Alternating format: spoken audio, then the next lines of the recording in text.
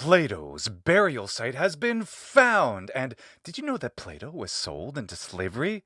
All this and more we'll explore today. I'm Luke and this is Plymothy. It has been discovered the precise burial location of the great Athenian philosopher Plato, thanks to the continuing research on the world-famous Herculaneum Scrolls that I talked about here. These 1,800 scrolls were discovered in Herculaneum in the year 1750, charred by the volcanic ash that preserved them, but also made them extremely fragile and very difficult to decipher.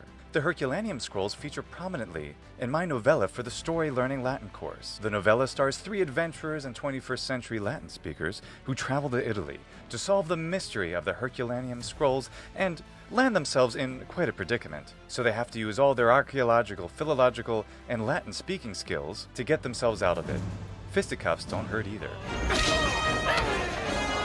And this novella forms the core of my Latin course on story learning. If scheduling to attend regular classes is challenging, but you don't want to go solo as an autodidact, Latin Uncovered gives you the best of both worlds because you have me guiding you. In video lessons, each step of the way, you'll learn all you need to know about pronunciation, vocabulary, and grammar, learning the basics, and much more, and all the while enjoying a pretty fun story. The audio for the novella, because there's also an audiobook that you get with the course, is in both the classical and ecclesiastical pronunciations, and I teach you how to do both, so you get to choose whichever you prefer. Thus, you get all the things that you might get in the classroom, and then some, but you get to go at your own pace because you don't have to schedule with other professors or tutors or other students. And that way you get the excitement and personal adventure of learning the language on your own with all the video lessons you need to master the basics. So sign up for my story learning course, Latin Uncovered, at the link in the description, and if you do, you get a 50% discount. Now, where exactly is Plato buried? Well, it has been discovered that that is in the mουσεῖον in the Academy, Plato's Academy. So that's the answer, that's where it is, but let's give a little bit more context of this place, the Academy, and where the μουσεῖον, the museum, really was. So Plato founded his academy in the mid-380s BC, probably after 387, as a site dedicated to higher learning, to complement the traditional gymnasion studies of music and athletics, and with philosophy. And this attracted teachers of great ability from Athens and other cities. And in a way, this was the first school that we might compare to a university.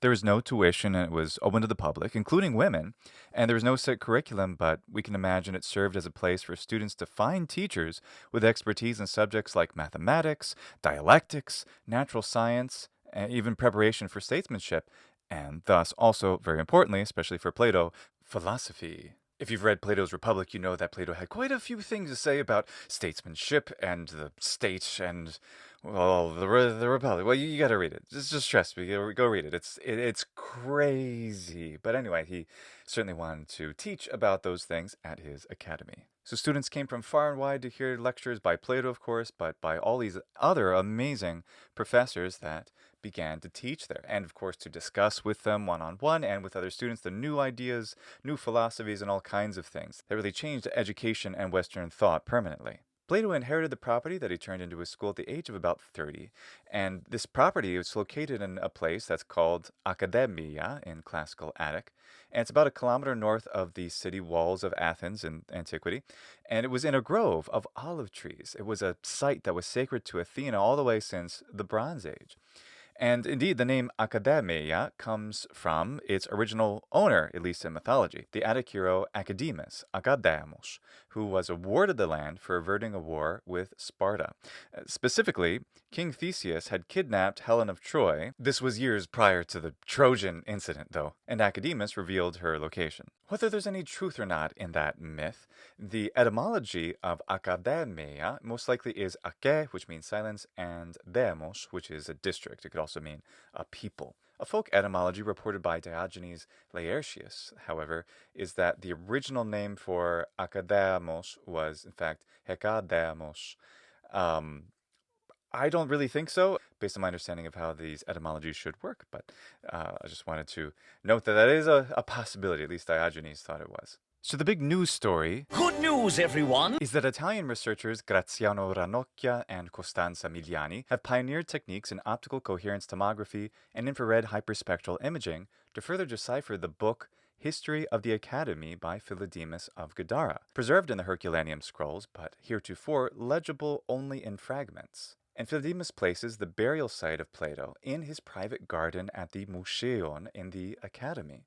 A μουσεῖον was a shrine for the Muses, and apparently was an important place of study for Plato and other philosophers at the Academy, and this may be why μουσεῖον was the name given to the university building in Alexandria. Okay, so we go from a shrine, some kind of temple to the Muses, to being a place of study for at least these philosophers. Okay, that makes sense.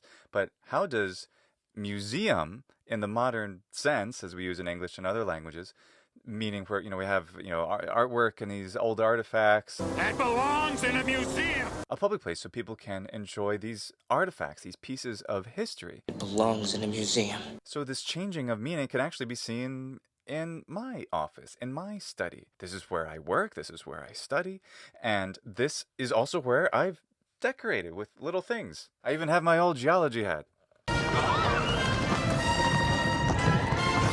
This little Greek pot, modern made, but in the style of ancient pottery, was a gift from a friend. I was awarded this decorative sword because I was the top graduate in Air Force ROTC. Look, it has my name on it. There's the original Amazon Alexius ad I made years ago for the Scorpio Martiano's channel, and of course, the wonderful, incredible, beautiful artwork of my late father. So this personal study, this μουσεῖον of my own, in theory, one could then inherit something like this and maybe make it public and then turn it into a public μουσεῖον, a public place to observe the collection of someone. I don't think anything here is worthy of being a museum in the future, except of course my father's paintings. But that's how it works. That's how a modern museum comes from an ancient μουσεῖον. So where is the μουσεῖον exactly at the Academy? That unfortunately isn't especially clear. The Roman general Sulla destroyed the Academy in the 1st century BC, and its ruins were only recently discovered in the 20th century. And today it looks like this. It's just a public park with a few pieces of the original marble, and as far as my research has taken me, the exact location of the μουσεῖον on this site has not yet been found. However, Athens is planning to create this futuristic archaeological museum on the site that will be partially subterranean, which is pretty cool. I hope to visit it someday. So Plato was sold into slavery. Now, this has actually already been a known fact of history, but it was assumed to be around 387 BC. But according to Philodemus of Gadara, according to this newly deciphered document, it was somewhere between 404 and 399 BC, so much earlier. And then, how come Plato was sold into slavery?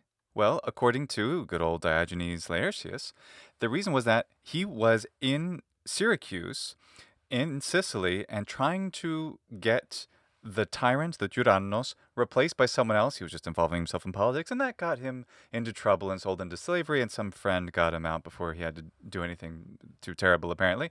So that is how he got it. But the problem is that if he, in fact, was sold into slavery much earlier, then the dates don't really line up as was supposed by Diogenes Laertius. So this raises a lot of interesting questions that require investigation. This recent decipherment also revealed one of the circumstances of Plato's death. And on his deathbed, apparently, there was a musician, and she was playing on the flute or something like that, and it was so poor in rhythm that Plato complained how bad she was. And then the poor guy keeled over. Oh, that's... Boy, that's got to be some bad music. Now, I have searched all around to try to find the text of all of these really interesting details, but so far it doesn't seem like Ranocchia and Migliani and the team have revealed these texts. I've looked on the Greek School's website, which is their part of their association, and it doesn't seem to be there yet, or if it is, I just haven't been able to find it in what's currently available. If you find this particular text with these new fascinating tidbits, and you let me know, I would love to actually recite them in ancient Greek in a pronunciation that works for the 1st century AD, like I did the other time. So if you find it, please let me know. That would be a lot of fun for us to share and to enjoy together. In the meantime, I want to thank StoryLearning for supporting this video, and especially each and every one of my Patreon supporters, and every one of you for watching, liking, and subscribing. Hygienete kai valete.